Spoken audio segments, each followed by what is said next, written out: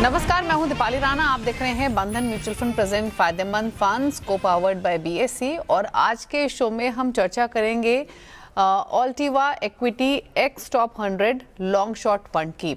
और इसके बारे में आपको बता दें, ये एक एनएफओ है, 18 मई को ओपन हुआ है, 2 जून को क्लोज होगा। और एडलवाइज म्यूचुअल फंड ने इसे एल्टिवा एसआईएफ ऑफरिंग के तहत लॉन्च किया है और ये सेकेंड ऑफरिंग रहेगी। इंटरेस्टिंग ये है कि इसमें इक्विटी स्ट्रैटेजी ही रहेगी, लेकिन कंपनी फोकस कर रही है लॉन्ग टर्म कैपिटल अप्रिसिएशन पर, वो भी स्मॉल कैप मिड कैप्स पर ज़्यादा फोकस करके। तो यानी एक डिफरेंशिएटेड इन्वेस्टमेंट अपॉर्चुनिटीज़ इन्वेस्टर को मिलेंगे बियॉन्ड 100 बाय मार्केट कैपिटलाइजेशन। तो इसी फंड की बारीकियों को समझने की कोशिश करेंगे। क्या इन्वेस्टमेंट ऑब्जेक्टिव रहेगा, करंट मार्केट में इस तरीके के फंड्स कितने वेल सूटेड हैं, कितना होराइजन एटलीस्ट आपको लेकर चलना है और कौन से इन्वेस्टर्स के लिए फंड बने हैं, सब बारीकियों पर करेंगे चर्चा। हमारे साथ चर्चा करने के लिए राधिका गुप्ता मौजूद हैं, जो कि एमडी एनसीओ हैं एडलवाइज म्यूचुअल फंड से। राधिका नमस्कार, स्वागत है आपका इस शो में। और सबसे पहले तो इनफैक्ट वो व्यूअर्स जो इस शो को देख रहे हैं और पहली बार इस फंड के बारे में सुन रहे हैं, उनको अगर सिंपल लैंग्वेज में समझाना हो तो एग्जैक्टली जो ये equity ex top 100 long short fund है, एग्जैक्टली क्या है, क्या आइडिया है इसके पीछे? तो आई थिंक साधारण तरीकों से समझाना हो तो व्यूअर्स फेमिलियर होंगे म्यूचुअल फंड के साथ, जहां mid cap fund small cap fund होते हैं और वो अच्छे फंड होते हैं, लेकिन उनमें कंस्ट्रेंट्स होते हैं। आमतौर से 80 से 90 स्टॉक होते हैं और जैसे कि एक मिड कैप फंड है, वो सिर्फ 65% उसको मिड कैप में ही डालना होता है, स्मॉल कैप को ऐसे स्मॉल कैप में।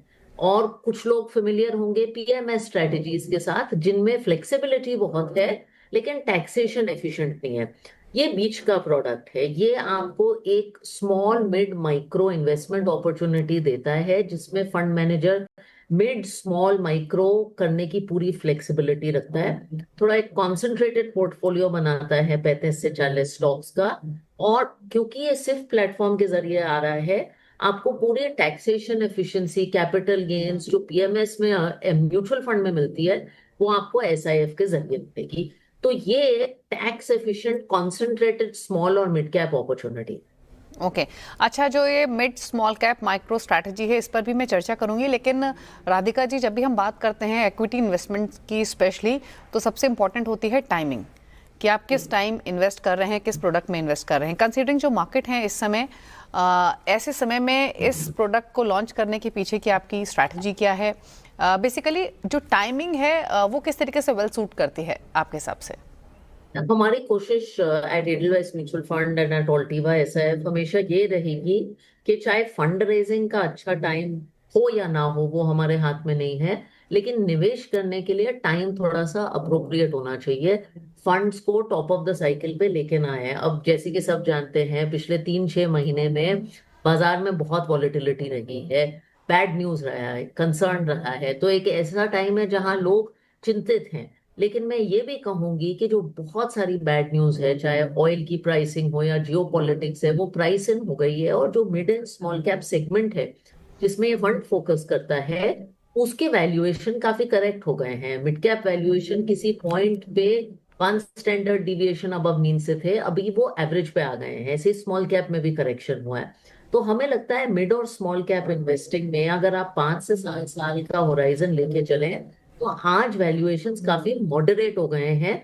इसलिए हमने भी सोचा कि आज की टाइमिंग थोड़ी ठीक है ये लॉन्च करने की। ओके अच्छा राधिका जी, अब तक पिछले 1-1.5 साल में, खास तौर से इस शो के जरिए जब भी हमने अलग अलग म्यूचुअल फंड हाउसेस के फंड मैनेजर्स से या एमडीसीओ से बातचीत की, जो उनका कॉन्फिडेंस था वो लार्ज कैप्स पर ही ज़्यादा रहा सो फार। मतलब जहाँ जहाँ भी विंडो थी उनके पास लार्ज कैप्स में एक्सपोजर बढ़ाने की, वहाँ वहाँ उन्होंने उस विंडो को बढ़ाया। इंटरेस्टिंग है कि आपसे मैं बातचीत कर रही हूँ, आपने कहा कि मिड कैप स्मॉल कैप्स में वैल्यूएशंस बेहतर हैं और लॉन्गर टर्म में यहाँ पर पैसा जनरेट हो सकता है। तो एग्जैक्टली अगर मैं इस बास्केट को डिवाइड करके समझना चाहूँ, large cap, mid cap, small cap, तो लार्ज कैप्स को लेकर आपकी क्या व्यू है राइट नाउ? क्या आपको लगता है कि ऑलरेडी काफ़ी रन अप आ चुका है और शायद जो मेगा कैप फंड्स है वहाँ पर बिगर अल्फा जनरेट करना उतना ईजी ना हो, या फिर मिड कैप और स्मॉल कैप में भी बहुत सेलेक्टिव होने की भी ज़रूरत रहेगी? मुझे लगता है, और आपने सही कहा कि बहुत लोग लार्ज कैप की चर्चा करते हैं, लेकिन मुझे लगता है कि ये जो मिड सेगमेंट है, small and mid cap segment, इसको लेके इंडस्ट्री में थोड़ी सी एक मिथ है और थोड़ा सा एक पुराने जमाने का, अगर मैं कहूँगी, व्यू है सेगमेंट पे। माना जाता है कि लार्ज कैप्स ज्यादा सेफ हैं, माना जाता है कि मिड कैप छोटी कंपनी है, फ्रेजाइल कंपनी है। मजे की बात ये है कि अगर आप ये रीसेंट करेक्शन देखें मार्च का भी, तो जिसको ब्रॉडर मार्केट कहते हैं, small and mid cap, they have actually out perform the large cap segment, क्योंकि यहाँ अर्निंग्स ग्रोथ ज्यादा अच्छी दिखी है। अगर आप लार्ज मिड कैप सेगमेंट को देखें आज की तारीख में, मुझे कोई प्रॉब्लम नहीं है लार्ज कैप सेगमेंट से, पर अगर आप निफ्टी को देखें एज एन इंडेक्स, उसमें ज्यादातर तीन स्टॉक हैं, तीन तरह के क्षेत्र हैं। एक है बैंकिंग, एक है आईटी, और एक है एनर्जी। तीनों के अलग अलग कश्मकश हैं। अब अगर आप इंडिया को देखें और जो थीम्स हैं, जो आने वाले फ्यूचर की थीम्स हैं, चाहे वो कैपिटल मार्केट्स हो, चाहे वो डेटा सेंटर्स हो, चाहे वो हेल्थ केयर हो, तो ये भारी मात्रा में mid and small cap universe में प्रेजेंट है। आज की तारीख में अगर आप मिड कैप यूनिवर्स को देखें तो वो शुरुआत करती है 30,000 करोड़ मार्केट कैप से 1 लाख करोड़ तक। बहुत सेगमेंट्स में मार्केट लीडर्स मिड और स्मॉल कैप सेगमेंट में प्रेजेंट हैं। तो हमें लगता है इन जनरल अगर आपको 5 से 7 साल का पोर्टफोलियो बनाना है, तो मिड एंड स्मॉल कैप का उसमें मिश्रण होना या कुछ पार्टिसिपेशन होना जरूरी है, क्योंकि इसमें फंड मैनेजर के अल्फा का स्कोप भी हमारे हिसाब से ज्यादा है, वैल्यूएशंस भी करेक्ट हो गए। जो नई इकोनॉमी की थीम्स है वो ज्यादातर मिड एंड स्मॉल कैप में प्रेजेंट है। तो इसलिए हमारा ये व्यू रहा है। अगर आप जैसे आपने परफॉर्मेंस की बात की, 15 में से 10 साल मिड एंड स्मॉल कैप ने आउट परफॉर्म किया है लार्ज कैप को, लेकिन पिछले 2-3 साल में लार्ज कैप ने ज्यादा अच्छी परफॉर्मेंस दी है। अगेन ये एक अपॉर्चुनिटी है for mid and small caps to make a comeback in this. Okay, fair enough. और जो इस फंड का जो लॉन्ग पोर्शन है, जिसमें आपने मिड स्मॉल माइक्रो की बातचीत की, तो कुछ सेट फॉर्मेट है कि कितना मिड कैप, कितना स्मॉल कैप या माइक्रो कंपनीज में रहेगा, या फिर ये फ्लेक्सिबल है, मतलब it will depend on good ideas? तो ये आइडिया बेसिस पे होगा। दो बातें जरूरी हैं। एक तो इस पोर्शन में, इस फंड में 90 से 100% स्मॉल मिड और माइक्रो में रहेगा। तो ये नहीं है कि ये फंड कैश कॉल लेगा, ये नहीं है कि ये फंड एक्स टॉप 100 है लेकिन 35% लार्ज कैप लेगा। ये हम अपने नॉर्मल म्यूचुअल फंड्स में नहीं करते। हम कोई फंड लॉन्च करते हैं तो ट्रू टू लेवल काम करने की कोशिश करते हैं। तो इसमें 90% प्लस आपको स्मॉल मिड और माइक्रो एक्सपोजर मिलेगा, और वो 35 से 45 स्टॉक्स तक रहेगा। तो ये नहीं है कि 100 स्टॉक्स की बास्केट होगी। अभी कितना मिड स्मॉल माइक्रो वो हमने फ्लेक्सिबल रखा है, क्योंकि वो हम कंस्ट्रेंट नहीं करना चाहते। अगर फंड मैनेजर को मिड में ज्यादा अपॉर्चुनिटी मिली तो मिड, माइक्रो में मिली तो माइक्रो, लेकिन हम रियली बॉटम अप देखेंगे, बेंचमार्क ऑब्सेस नहीं रहेंगे, लेकिन बॉटम अप हमें क्या अपॉर्चुनिटीज हैं वो देखेंगे, और फाइनली आउटपुट देखेंगे। ओके, और जैसे आपने कहा राधिका जी की जो ग्रोथ अपॉर्चुनिटीज हैं वो मिड कैप स्मॉल कैप्स में ज़्यादा बेहतर दिखाई दे रही हैं, तो कौन सी वो थीम्स हैं या कौन सी वो अपॉर्चुनिटीज हैं जो बियॉन्ड टॉप 100 कंपनीज आप दिख रही हैं? एक्चुअली अगर आप ज्यादातर सेक्टर्स देखें ना, I give you a few examples. अभी जैसे कैपिटल मार्केट्स की हम बात करें, इंडिया की सबसे पुरानी स्टॉक एक्सचेंज, इंडिया का सबसे बड़ा ब्रोकर, ये दोनों मिड कैप सेगमेंट्स हैं। हम capital markets as a theme पे काफी बुलिश हैं। अगर आप पावर में अपॉर्चुनिटीज देखें तो पावर में अपॉर्चुनिटीज काफी इस मिड कैप सेगमेंट में है। अगर आप एज अ सेगमेंट रिटेल में अपॉर्चुनिटीज देखें तो वो सेगमेंट्स काफी हैं। हॉस्पिटल्स एक सेगमेंट है, क्योंकि इंडिया का बेड रेशियो कम है, वो थीम्स आपकी मिड कैप सेगमेंट में है। तो अगर आप कैटेगरी बाय कैटेगरी देखें, even if you look at a category like auto, तो लार्ज कैप में सिर्फ ऑटो मैन्युफैक्चरर्स होंगे, लेकिन अगर जो पूरा कंपोनेंट और सप्लाई चेन का वो है, वो आपको मिड एंड स्मॉल कैप में दिखेगा। तो actually it is not about single sector, but it is finding bottom up opportunities in each sector. Okay, अच्छा, कुछ ऐसी थीम्स या पॉकेट्स भी हैं जहां पर आप अंडरवेट हैं एज अ हाउस, या जहां आप कंप्लीटली अवॉइड करेंगे? तो I think for the last few months हम लोगों का आईटी पे थोड़ा सा अंडरवेट रहा है। आईटी स्टॉक्स काफी गिर भी चुके हैं, लेकिन ये एक बहुत वॉलेटाइल पीरियड है। वन, अगर आप ग्लोबल इकोनॉमी के हाल देखें बिकॉज ऑफ दिस वॉर, और उस पर क्या इम्पैक्ट होगा, और दूसरा ऑफ कोर्स एआई का क्या इम्पैक्ट होगा आईटी पे। तो हम काफी टाइम से आईटी पे अंडर वेट हैं। अभी हमारा थोड़ा सा न्यूट्रल वेट है। So IT as a sector we been a little more careful in taking our decisions. जो थोड़े से एक्सपोर्ट ओरिएंटेड सेक्टर्स हैं, वहां भी हम केयरफुल रहे हैं। And generally we have been very positive on power and financial services. Okay अच्छा, जैसे मैंने शुरुआत में भी मेंशन किया राधिका जी, और मैं पढ़ भी रही थी इस फंड के इस एनएफओ के बारे में कि एक डिफरेंशिएटेड स्ट्रैटेजी इन्वेस्टर्स को मिलेगी इस फंड के थ्रू। तो जो ट्रेडिशनल म्यूचुअल फंड्स हैं या फिर जो हेज फंड स्टाइल इन्वेस्टिंग होती है या फिर जो पीएमएस होते हैं, उनसे किस तरीके से डिफरेंट स्ट्रैटेजी रहेगी? ट्रेडिशनल म्यूचुअल फंड्स काफी कंस्ट्रेंट होते हैं, जैसे कि मैंने कहा, अगर आप एक मिड कैप फंड लें तो 65% पैसा आपका 100 to 250 स्टॉक्स में जाएगा और उसमें मूव करने की गुंजाइश नहीं है। साइजेस भी लार्जर होते हैं तो पोर्टफोलियोज भी ज्यादा डाइवर्सिफाइड होते हैं। अभी जो सिर्फ प्लेटफॉर्म है जिसपे ये आ रहा है, सिर्फ प्लेटफॉर्म पे बहुत अलग अलग तरह के प्रोडक्ट्स आ चुके हैं। आज की तारीख में ऑल्टीवा एज अ प्लेटफॉर्म इंडिया का सबसे बड़ा सिर्फ प्लेयर है। उसका पहला प्रोडक्ट ऑल्टीवा हाइब्रिड लॉन्ग शॉर्ट है। अब वो एक बहुत conservative hedge fund style product है जो 9% रिटर्न काइंड ऑफ प्रोडक्ट है, फिक्स्ड इनकम सब्सटीट्यूट है। तो सिर्फ प्लेटफॉर्म पे मेरे हिसाब से हम लोग अलग अलग प्रोडक्ट लाएंगे। हर प्रोडक्ट यूनिक होगा, एक कंज्यूमर के लिए अलग सोल्यूशन लाएगा, लेकिन ये सारे प्रोडक्ट्स डिस्टिंक्ट हैं। तो मैं लोगों से कहती हूँ कि जो ऑल्टीवा हाइब्रिड लॉन्ग शॉर्ट में हो रहा है वो एक्स टॉप 100 टोटली अलग प्रोडक्ट है। वो फिक्स्ड इनकम वाला प्रोडक्ट है, ये इक्विटी वाला प्रोडक्ट है। अब जो इसका शॉर्ट पोर्शन है उस पर थोड़ा सा फोकस करते हैं। तो सबसे पहले तो इनफैक्ट बहुत बेसिक बात आपसे समझना चाहेंगे राधिका जी, वो ये कि जो इसका शॉर्ट कंपोनेंट रहेगा वो प्राइमरीली प्रोटेक्शन के लिए है या फिर रिटर्न जनरेशन का भी एस्पेक्ट रहेगा? इसमें हमने 10% की फ्लेक्सिबिलिटी रखी है, आइदर टू डू डेरिवेटिव्स और टू होल्ड कैश और to hold large cap if needed. तो अगर हम डेरिवेटिव्स का काम करेंगे तो वो उसमें रहेगा। नाउ फंडामेंटल शॉर्ट्स भी कर सकते हैं और डेरिवेटिव्स को हम इनकम जनरेशन के लिए भी यूज कर सकते हैं, जैसे कि कवर्ड कॉल जैसी चीजें। ये हम अपने पहले फंड हाइब्रिड लॉन्ग शॉर्ट में बहुत कामयाब तरीके से कर रहे हैं। तो हमने 10% की फ्लेक्सिबिलिटी रखी है। मैं ये भी कहूंगी, क्योंकि आपने सवाल पूछा है, क्योंकि ये फंड एक mid and small cap focused fund है, इसका ज्यादातर जो अल्फा क्रिएशन आएगा वो स्टॉक सिलेक्शन से आएगा।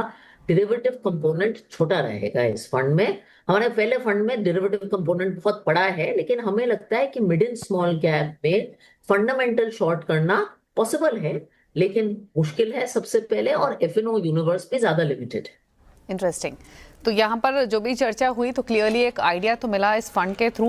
लॉन्ग शॉर्ट फंड ज़रूर है, लेकिन यहाँ पे डेरिवेटिव या फिर जो कंपोनेंट रहेगा वो 10% के आसपास रहेगा। मेजॉरिटी जो इन्वेस्टमेंट रहेगी वो मिड स्मॉल और माइक्रो कंपनीज में ही रहेगी।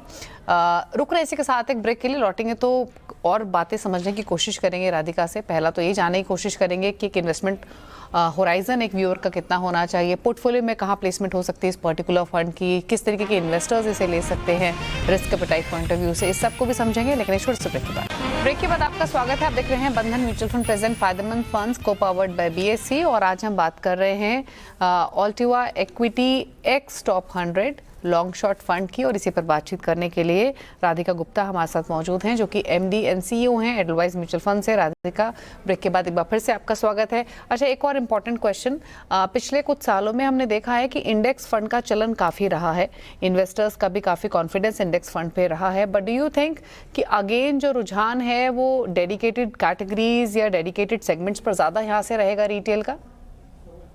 आई थिंक मार्केट में हर तरह के प्रोडक्ट्स आएंगे। मुझे लगता है इंडिया एक मार्केट ऐसा है जहां बहुत अलग अलग कंज्यूमर्स हैं जिनकी अलग अलग नीड्स हैं। तो एक तरफ ऐसे कंज्यूमर्स भी हैं जो निफ्टी इंडेक्स फंड खरीद के खुश हैं और उसमें भी कोई प्रॉब्लम नहीं है, और एक तरफ ऐसे कंज्यूमर्स हैं जो मेरे से कहते हैं कि आप सिर्फ लाइए, आप इनोवेशन लाइए, हम इंटरनेशनल इन्वेस्टिंग चाहते हैं।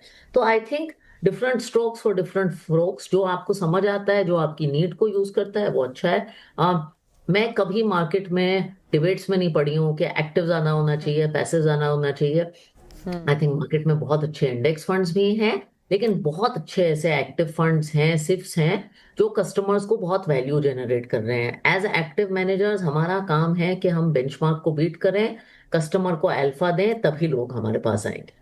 ओके अच्छा, अब इस फंड का जो मॉनिटरिंग होगी, आई एम श्योर वो डे टू डे बेसिस पे ही होगी, बट एक जो रीलुक होती है, स्ट्रैटेजी है, जो ओवरऑल इवैल्यूएशन होता है, वो कितने पीरियड्स में होगा? लॉन्ग पोर्टफोलियो के लिए, शॉर्ट पोर्टफोलियो के लिए एग्जैक्टली जो पोजीशनिंग रहेगी वो कैसे रहेगी, अगर हम ओवरऑल रीबैलेंसिंग की बात करें या वापस से रीलुक करने की बात करें? तो ऐसा कोई there is no set, it's not a quant fund जिसकी कोई रेगुलर रीबैलेंसिंग फ्रीक्वेंसी है। आई थिंक हमारे एग्रीगेट पोर्टफोलियोज में अगर आप देखें लॉन्ग ओनली फंड्स में, जैसे मिड कैप और स्मॉल कैप है, टर्नओवर बहुत ज्यादा नहीं होता, हम बैलेंस तरीके से टर्नओवर करते हैं। लेकिन मैं हमें बहुत एजाइल एसेट मैनेजर्स मानती हूँ। जैसे कि मैंने कहा, हमें लगता है वो जमाना गया जहां आप एक स्टॉक पे बैठ के 8 साल उसको होल्ड कर सकते हैं। कन्विक्शन होना चाहिए लेकिन एजिलिटी भी होनी चाहिए। तो जो हमारी एजिलिटी रही है फंड मैनेजमेंट में, वो जरूर रहेगी इस फंड में। Of course we look at all our portfolios, all our funds on a day to day basis. Consumer के लिए जो टाइम होराइजन होना चाहिए वो 5 से 7 साल का होना चाहिए, क्योंकि ये एक स्मिड फंड है। ओके और category wise risk risk taking appetite के हिसाब से आप इसे कहाँ प्लेस करते हैं, क्योंकि मिड स्मॉल माइक्रो कॉम्पोजिशन रहेगा तो ये क्या हाई रिस्क कैटेगरी में रहेगा? ये हाई रिस्क में आएगा। ऑफ कोर्स सेबी का हर फंड, हर एसआईएफ के लिए एक रिस्क बैंड होता है, तो जब वो फंड लॉन्च होगा तो वो रिस्क बैंड आएगा। बट जैसे हमारा पुराना Altiva hybrid long short risk band 1 में है, मोस्ट कंजर्वेटिव, आई थिंक ये मोस्ट अग्रेसिव में जाएगा। ओके, मोस्ट अग्रेसिव में जाएगा। अच्छा, एक चीज़ और राधिका जी, जब आमतौर पे पोर्टफोलियो कॉम्पोजिशन होता है तो हर जो हमारे एक्सपर्ट्स होते हैं उनका सबका अलग अलग नज़रिया होता है। पिछले कुछ सालों में मिड कैप स्मॉल कैप का, स्पेशली पिछले 2 सालों में मिड कैप स्मॉल कैप का कॉम्पोजिशन सबने सजेस्ट किया व्यूअर्स को, इन्वेस्टर्स को, कि थोड़ा कम रखें फिलहाल मार्केट कंडीशन को देखते हुए। बट अगर हम इस तरीके के फंड की बात करें जो कि लॉन्ग शॉर्ट फंड है, ओवरऑल पोर्टफोलियो का कितना कॉम्पोजिशन आपके हिसाब से रह सकता है? पोर्टफोलियो में प्लेसमेंट आपके हिसाब से किस तरीके की हो सकती है? तो सी, ये I mean asset allocation is very different for every different individual. तो हर इंडिविजुअल कितना उसको इक्विटी में रखना है वो चुनेगा। लेकिन मुझे लगता है आमतौर से लोग करीब 50 से 60% तो इक्विटी पोर्टफोलियो का रखते हैं। उस 50 से 60% में जो आपका mid and small cap allocation है, उसमें से ये फंड एक हो सकता है। Of course I also encourage people to diversify. तो मैं ये नहीं कहूंगी कि आपका mid and small cap allocation सिर्फ ये हो सकता है, लेकिन मे बी आपके पास एक मिड कैप फंड होगा, एक स्मॉल कैप म्यूचुअल फंड होगा, और तीसरा Altiva hybrid, I mean equity long short सिर्फ होगा। ओके अच्छा, फंड की बातचीत तो काफ़ी की राधिका आपने। अब क्विकली, हालांकि आपने बातचीत के दौरान मार्केट्स पर अपनी राय इनडायरेक्टली प्लेस की और बताया क्या व्यू है आपका, बट जिस तरीके की सिचुएशन बनी हुई है ओवरसीज़ मार्केट में, क्रूड जहां ट्रेड कर रहा है, ज़्यादातर एक्सपर्ट्स मानते हैं कि अगर वॉर ख़त्म भी हो गई तो भी कच्चा तेल प्रीवियस लेवल्स पे नहीं पहुंचेगा, 85-90 के आसपास बेस बना सकता है। कॉर्पोरेट अर्निंग्स में एक्चुअल इम्पैक्ट अभी तक रिफ्लेक्ट हुआ नहीं है, क्योंकि अब जो अगली अर्निंग्स आएगी वहाँ पर ज़्यादा क्लियर पिक्चर दिखाई देगी इम्पैक्ट की क्रूड ऑयल के बढ़ने से। तो अभी आप ओवरऑल कैसे देख रही हैं इंडियन मार्केट्स को, और क्या सजेशन आप अपने इन्वेस्टर्स को, क्लाइंट्स को आपके हाउस की तरफ से जा रहे हैं? As I said, news flow is very very bad. मेरे हिसाब से अगर ये वॉर ना होता तो हमारा मानना था that India would have done very well this year, क्योंकि काफी हेडविंड्स हमारे पीछे थी और अर्निंग्स इंप्रूवमेंट आनी शुरू हुई है। अब क्रूड अबव 100 इंडिया के लिए अच्छी खबर है नहीं, and we are stuck in a little bit of this twin issue of crude being very expensive, gold imports not going away, and Indian rupee depreciating. तो ये ग्रेटेस्ट सिचुएशन नहीं है। इसका इम्पैक्ट मेरे हिसाब से Q1 और Q2 अर्निंग्स पे आएगा। तो जो एक अर्निंग्स रिकवरी की हम शायद उम्मीद कर रहे थे अर्लियर दिस ईयर, वो शायद 2 क्वार्टर डिफर होगी मेरे हिसाब से। That said, lot of bad news मैं कह रही हूँ, मार्केट में प्राइस इन हो गई है, रुपी प्राइस इन हो गया है, क्रूड प्राइस इन हो गया है, टैरिफ्स का इशू पुश हो गया है। So I think solutions will come. So if you start to believe के इंडिया में अर्निंग्स रिकवरी में भी 6 महीने बाद आएगी, लेकिन वैल्यूएशन पिक्चर थोड़ी बेटर है, हम तो लोगों को एडवाइस कर रहे हैं कि आप gradually equity positions build up करना शुरू करिए। इंडियन इक्विटीज पिछले कुछ साल से एक अंडर परफॉर्मर रहे हैं, and the tide will turn. और इनफैक्ट अर्निंग्स का आपने जिक्र किया राधिका, मैं ये आपसे पूछना भी चाहती थी कि अब तक का मेजॉरिटी ऑफ बड़े अर्निंग्स हम देख चुके हैं। जो अर्निंग सीजन रहा इस बार का, वो आपको कैसा लगा? और प्लस जो हम एंटिसिपेट कर रहे थे अब से 2 क्वार्टर पहले कि शायद Q4 ऑनवर्ड्स या Q1 ऑनवर्ड्स एक फुल फ्लेज्ड रिकवरी दिखेगी, उस रिकवरी पर तो कहीं ना कहीं अंकुश लगता हुआ दिखाई दे रहा है, कंसिडरिंग जिस तरीके के ग्लोबल हालात हैं, क्रूड के जिस तरीके के हालात हैं। I think Q4 was not bad. Q4 में ये क्रूड का इम्पैक्ट पूरी तरह आया नहीं, लेकिन क्योंकि वो मार्च के बाद आना शुरू हुआ। इनफैक्ट मैं आर्ग्यू करूंगी कि मिड और स्मॉल सेगमेंट में तो काफी अच्छी अर्निंग्स का वो रहा, despite all impact of labour code etcetera. ये मानना सही है दैट Q1 और Q2 में ये जो हायर ऑयल प्राइसेस है उनका इम्पैक्ट दिखेगा। कुछ कंपनीज का Q1 में दिखेगा, कुछ कंपनीज की इंपुट कॉस्ट और मार्जिन प्रेशर आपको Q2 में दिखेगा। तो you will have to watch Q1 and Q2 earnings carefully. Okay और अभी भी ये जो एक्सपोर्ट ओरिएंटेड थीम्स हैं या फिर जो टेक्नोलॉजी थीम है इनको लेकर अभी भी आप कॉशियस हैं? आईटी का हालांकि आपने जिक्र किया, बट अगर हम साथ में फार्मा को जोड़ दें, यहाँ आपका क्या व्यू है? So pharma, again, we've been very neutral. अब export oriented themes in general, Indian rupee has depreciated. तो hopefully ये ना this will help reset some of the export momentum. आपका ट्रेड अग्रीमेंट्स भी कुछ हुए हैं, प्लस रुपी डिप्रिसिएशन से एक्सपोर्ट ओरिएंटेड इंडस्ट्रीज को तो होपफुली फायदा होना चाहिए। आईटी का as I said we are cautious. हमें ये नहीं लगता कि 5 साल बाद Indian IT will have an existential problem. In fact AI के आने से हमें लगता है वहाँ वॉल्यूम्स इवेंचुअली बढ़ेंगी, लेकिन ये किस तरह से और कैसे प्ले आउट होगा इसको हमें थोड़ा देखना है। ओके चलिए, शुक्रिया आपका राधिका। आप आई शो में मार्केट्स पर भी आपने अपने व्यू दिया और हमारे व्यूअर्स को बहुत ही सिंपल सरल भाषा में इस equity ex top 100 long short fund के बारे में बताया। अग्रेसिव कैटेगरी का फंड है, as Radhika said. Majority of investment जो रहेगी वो मिड स्मॉल माइक्रो स्टॉक्स में रहेगी। 10% का इसमें शॉर्ट कंपोनेंट यानी डेरिवेटिव कंपोनेंट भी रहेगा, लेकिन it's more of a mid small and micro cap fund. Long term perspective से यहाँ पर निवेश कर सकते हैं और आपको इनफैक्ट हमारे सभी व्यूअर्स को राधिका ने एक्सप्लेन भी किया कि एक डिफरेंशिएटेड इन्वेस्टमेंट अपॉर्चुनिटीज फंड के थ्रू मिलेगी, जो कि beyond 100 by market capitalization viewers को मिलेगी। वेल शुक्रिया इस फंड की तमाम डिटेल्स हमारे व्यूअर्स के साथ शेयर करने के लिए राधिका। Thank you. और इसी के साथ फायदेमंद फंड्स में तो इतना ही। ब्रेक के बाद भी खबरें जारी हैं CNBC आवाज पर। नमस्कार।